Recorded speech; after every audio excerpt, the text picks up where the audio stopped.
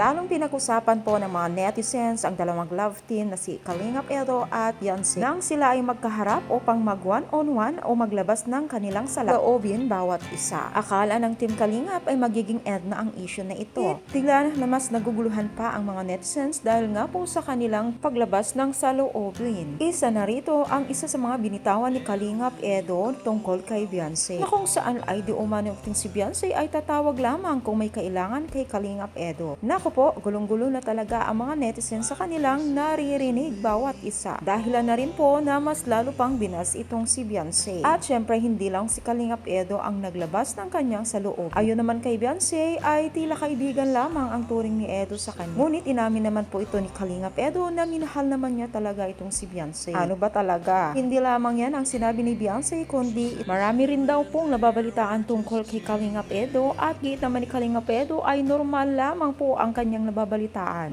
Ano kaya yon? Pero ang mahalaga dito ay magkaayos na po ang dalawang panig. Dahil hindi lamang po itong si Beyonce o Kalingap Edo or ang Team Kalingap ang naapektuhan dito. Maging na rin po ang bawat pamilya nila. Ganoon na rin po ang mga netizens na masugid na nagsusubaybay sa kanilang mga episode.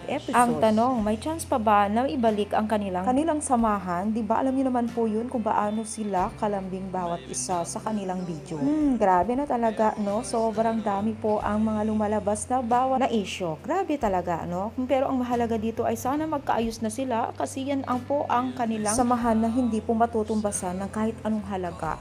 Grabe, no? Pati mga netizens, mga taga-supporters nila ay damay-damay na rin po dahil nalulungkot po sila at gustong-gusto na nilang maibalik yung dating EDC. So kung isa ka sa mga taga-supporters ng Team EDC, paki-comment down kung ikaw po ay naapektuhan o kung gusto mo pang magbalikan or hindi na nga ba.